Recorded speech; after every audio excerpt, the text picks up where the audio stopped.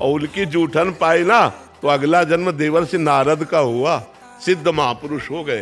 पर जी महापुरुष की चढ़ रज बताया है, और जैसे भीष्मात्र की हमें तो लगता है भेष मात्र कोई महापुरुष मान लेना चाहिए। अगर भेष मात्र में कहीं संशय करेगा तो वो महापुरुषों में भी संशय कर लेगा। शालिग्राम की बटिया चाहे छोटी हो चाहे बड़ी हो, आज चाहे विराजमान की गई चाहे 1000 वर्ष पहले पूजन होता आ रहा और शालिग्राम शालिग्राम है, ऐसे वैष्णव मूर्ति है। मात्र आपकी निंदा करेंगे तुम कैसे उनको?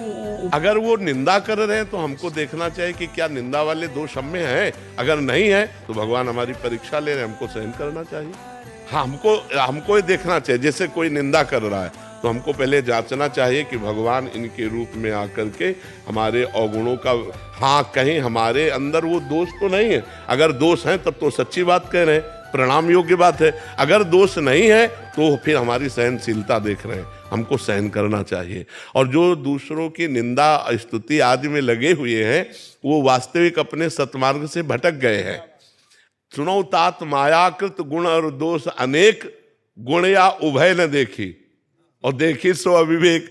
हे तात, ये मायाकृत गुण दोष बहुत है, इनका वर्णन करने के लिए हमारे पास समय नहीं। हमें भगवान के गुणानुवाद, भगवान की नाम महिमा, रूप महिमा, लीला महिमा, धाम महिमा। अच्छा, भगवान जिसको जैसे चला रहे हैं वो उतना ही चल पाएगा। प्रभु आज्ञा जेहिका जस आही, सोते भांति रहे सुखलाई। अब जैसे वो उन्होंने भगवान की कृपा को ठुकरा दिया और मनमानी आचरण किए, तो अब फिर राग द्वेष में ही रहेगी वृत्ति। राग द्वेष से ऊपर तो नहीं उठ सकती। और अगर राग द्वेष से ऊपर वृत्ति उठानी है तो भगवान की आज्ञा का पालन करो। अगर भगवान की आज्ञा का पालन करोगे तो भगवान की कृपा तुम्हें संभाल देगी। और अगर भगवान की आज्ञा को अवहेलना करोगे तो ये माया त्रिगुणमयी तुम्हें राग द्वेष में फंसा लेगी, चाहे संत वेश में हो चाहे जिस रूप में हो। हाँ, वास्तविक तो बात यह है कि हम निंदा करने वाले में भी भगवान का रूप देखकर प्रणाम करें।